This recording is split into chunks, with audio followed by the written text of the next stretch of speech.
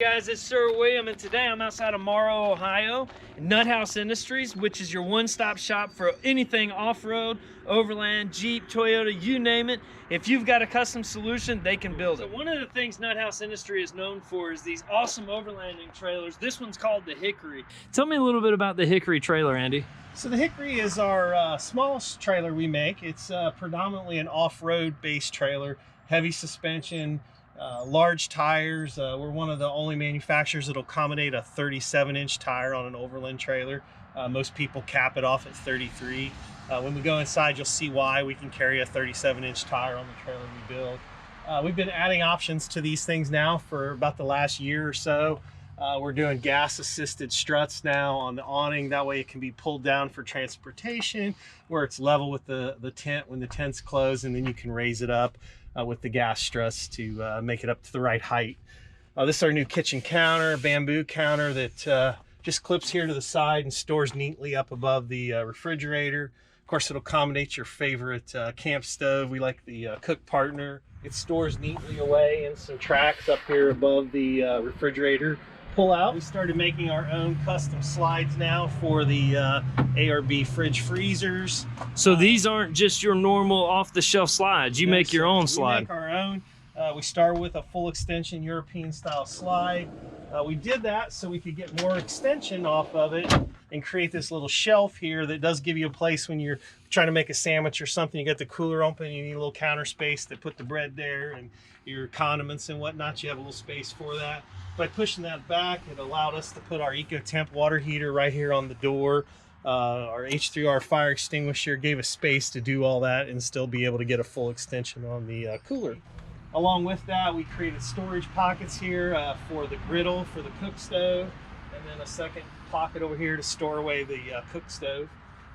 All of our lighting's been added to this trailer now. We have cabin lights, we have underbody lights, some USB power. We have a three-way switch light for the cabin, so you can turn the light on from either end of the trailer. That's pretty sweet. So I'm a containment guy, and what I mean by that is I like for everything to have its own specific place. And as you can see right here, they've got their own specific place for the griddle. You got your own specific place for the stove. And I like that not only is it nice and clean looking, but it's also not going to rattle around and bang around and do all that good stuff, and if right? you want to know if you got it with you, you know right where to look. It's there. That's perfect. One of our new features, we've been toying with this on a lot of different truck bed builds. Do these little portable power modules. Has a 𝐼𝐸𝐶𝐿 plug that goes into the side there. And you can take this right up into the tent with you. Has 12-volt cigarette lighter plug, USB power, a little voltmeter that comes on. This light switch operates ground lighting below the trailer for you. So if you're coming out of the tent at night, you want to see what's going on, turn the light on. Some of these will have a area light mounted right into the box. You can light the tent up as well with the same push button here. That's pretty cool. So it's like a portable battery then. It is. It'll mount on top of here when it's all said and done. So it'll also have its own nice little spot. This is another Pelican box that's going to have all the tools, fuses, the wheel lock, and everything for the vehicle. And these will all be on magnetic mounts clipped to the side, so you can go on ripcord, take it out and go with you. Again, you see the all aluminum construction throughout.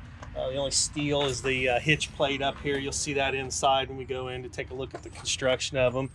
You see the 360-degree rotational hitch there. No issues with binding or anything off-road. Yeah, so and this thing can go any direction that you need. And one thing that I really like about this design is you don't get a lot of that rattling and noise that you would get with some of the other designs, correct. right? Zero noise. Everybody's pull with a ball hitch, you get a little bit of noise because you get a little bit of play in that ball. Of course, the lunette ring, pencil type hitch is always going to bang around. These things are whisper quiet. We have right now about 10,000 miles on this trailer, highway miles, trail miles, back and forth to shows, back and forth to events. The thing has just been whisper quiet, pulls straight right behind you, no noise, no wiggle, no issues. That's awesome. Yeah, I'm not a noise fan at all. Back in the back here, I noticed that we have some onboard water. How many gallons is that? 20 gallons of water on board. Wow. A pressurized system. There would be quick connects on each side to make quick connection for the hose and hook up the water heater or just a spray nozzle. And obviously there's enough room for more stuff underneath here, but then on top we've got enough room and enough capacity that we can hold another 37-inch tire. We can put some, maybe some propane or anything that we would need. Propane goes up on the front corner. These are the Rotopax mounts here on the side. You can use any type of containers, whether it be more water, fuel, storage containers, first aid kits. On this side here, kind of behind the tent cover we didn't pull off, these are Max Track brackets, so you can strap a set of Max Tracks right to the side of the trailer. So if somebody just wants a 23 and 0 tent, they can call you guys up. Call us up. We've been with them since really day one when we started 3 years ago. They've been great tents. Their line is small but complete, and every tent you buy everything's there. You don't have to buy a separate annex. They all have the full rainfly sky view top. When you look out the top, you can see you got a screen top as well as zip-in top plus the rainfly. So nice. Very good ventilation. You don't have the sweating issues with them. I know a lot of people worry about condensation mats and all these other crazy things. These tents breathe well enough. You just don't need all those things. You just set it out and it'll dry out by itself. It's going to dry out. Up here I noticed that you had a solar panel. Yeah, this is the onboard 45-watt ZAMP solar panel. We permanently mount those and put a controller in, mainly because the trailer's outside all of its life, so you're always maintaining and charging your batteries.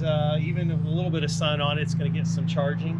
We do add a second solar port here for portable panels if you are tucked up in the tree line and you want to make sure you've got plenty of solar coming in. You can set a solar portable one up, face the sun, and plug it in there. This is the 3-prong 𝐒𝐿𝐴 plug and that's what we use for our portable battery deal. Yep. And then this is a 110 outlet for plugging in shore power to charge the batteries. There is an onboard 𝐒𝐿𝐿𝐿 charger in there. That way when you get home, plug it into your house power, it's charged up and ready to go for the next trip. www.nutthouseindustries.com, and you can start a build from scratch right there. Equip it the way that you want. They have all the prices online. Get online there. If you have any questions, give the guys a call. They'll be happy to walk you through it. But let's take a look at how these things are built. So Andy, take us through the process here of what's going on. So these are aluminum extrusions that we have manufactured mostly in Ohio. Local sourced aluminum.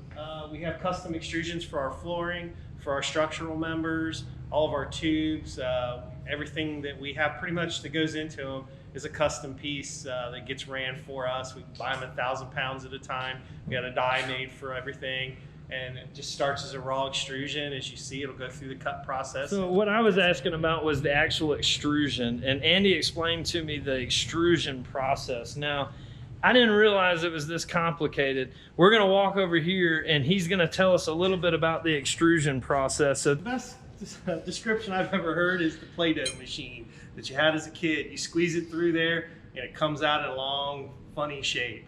So the same thing happens with aluminum. They have big billets of it, they warm it up, they put it into a press. There's a die that has all these intricate passages in it, and it all funnels into a certain point along this last piece of the die, which would be the actual profile of this. And because of the odd shape, they have to feed the aluminum in different areas to come out straight. Otherwise, if they just try to push it through there like the Play-Doh machine did, it just come out all wiggly and never get straight. So once they figure that out, it comes out, they clamp onto it on a big rolling bed, and then they actually stretch it. And when they stretch it, that causes the actual straightness to occur. It then goes and gets cut into whatever length and then baked in an oven to be annealed, so it gets a little hardened, because after warming it up, it becomes very soft, and then however long, depending on what hardness you want to buy, they'll bake it that long in the oven. That's far more complicated than my brain can handle. Now, so what I'd asked Andy, I said, well, whenever you're designing these things and you've drawn it out on paper, what's the next step from there as to, you know, if you notice these different channels and different things like that and these extrusions, you know, what's the next step from there? And you said they make a custom die? That's correct. The die gets made just to get these profiles for us. So we want certain things, like this is the tongue chassis. We want these smooth edges on the outside. A normal structural channel would have all square corners here. So instead of having the web would be very narrow, we wanted a thicker web. So we had to get this all designed out, get it made up. Same way with our floor. We wanted these structural tees down here, but we only wanted it to be 1 inch wide, and we wanted to keep it in a narrower width so we had more useful things to make out of it. So we have this die all custom made. And then the last piece is this outer perimeter rail, similar to truck bed edging, which we use a lot of these in our custom truck beds as well. This outer perimeter frame, we had certain thicknesses we wanted to maintain. So same thing, draw it all out. They get a die made, and now they can run this for us all day long. That's crazy. This is a Hickory that's in process right now. You can see the chassis is all put together. The main body's put together. We're fitting up some of these double pan doors here. Our doors are not a single hollow pan. They're 2 pans put together. So nice and solid, not the wiggly door you see on a lot of manufacturers. Everything's pre-cut from the laser for the compression latches that go in here. And we have a nice soft edge, nice straight door, nice fitting door. These are some mock-up hinges. Our final hinges will all be black to complement the black trailer perimeter. Double stacked tongue out here, all comes together. This is the one piece of steel on the trailer, is this tongue that we make. And that drops in and bolts into the frame, and that gives us this typical adjustable coupler for the trailer. Allows you to use the rotational hitch, a lunette, or a ball hitch, whatever your preference is, and also gives you adjustment for vehicle height. Obviously, with aluminum, this is going to provide the rigidity as well as the lightweight. Now, how much does a Hickory normally weigh? What do they start at typically? An empty chassis, you're maybe 1,200 pounds. Some of it depends on the tire and wheel combo, things like that, how it's upfit. But yeah, the basic chassis, we've got one flipped upside down here to give you a good idea of what kind of strength goes into these things. You see the decking here that we talked about earlier. This is that C channel that's notched and bent, runs the full length of the trailer. We come back and reinforce that notch and bend with plating on the inside. So no issues there. On the corners here, you can see all the reinforcement plates and the gussets. We really try to tie everything in. This middle structure here that you see is for the Timbren axle-less axles. We like the Timbren because they're strong. They can carry the 37-inch tire, where most trailers, they max out at 33 because they're rolling on a small bearing, 3,500-pound spindle, small brakes. They won't take the abuse off-road with a big tire on it. So we went to the Timbren folks and said, what do we need to do to make these 37s work? Showed us the hardware and said, okay, now how do we make this work on an aluminum trailer? So that's where you see this I-beam and all this structure goes in. The other reason we do this full length tie-in and all these plates back here, you may have seen it earlier on our trailer, we have a recovery points on the rear corners that are actually bolted on, and you're able to bring that trailer back from a pinched up area in the woods or whatever. So we really try to build this, and particularly this type of construction goes into all of our smaller trailers, but the Hickory was the one that we went all out for the trail.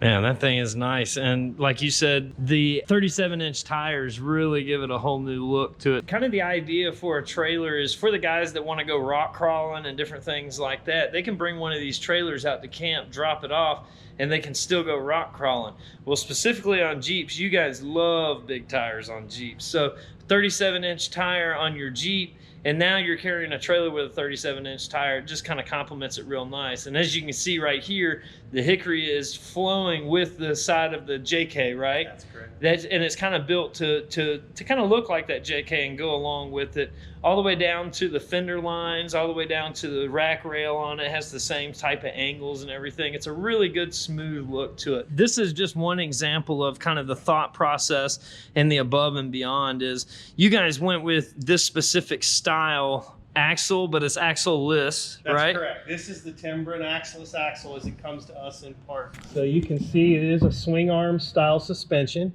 You have this big pivot point here, and this is your cushion that creates the spring action of it. You get a couple inches or so of droop, and then you get about 3 inches of compression or so. Depending on the spring and spring rate, it varies a little bit with the different trailers.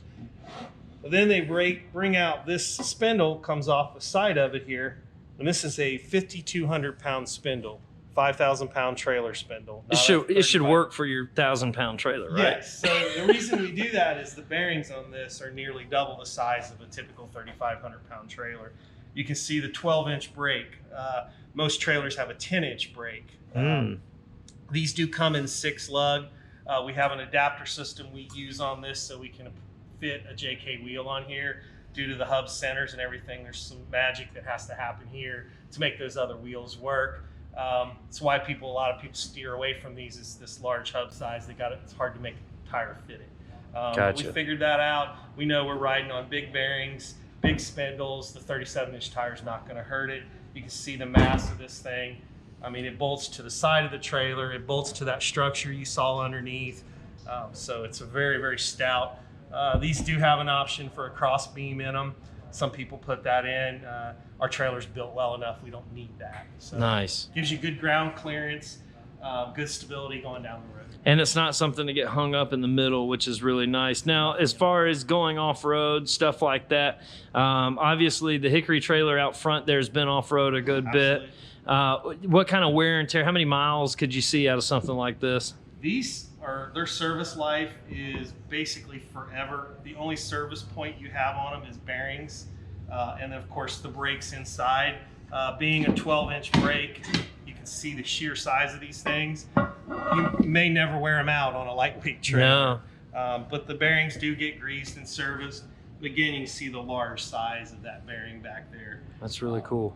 As long as you grease them, they are an easy lube axle, so it's pretty low maintenance, easy to take care of, and you're done. Got a nice ride, kind of a forever kind of thing.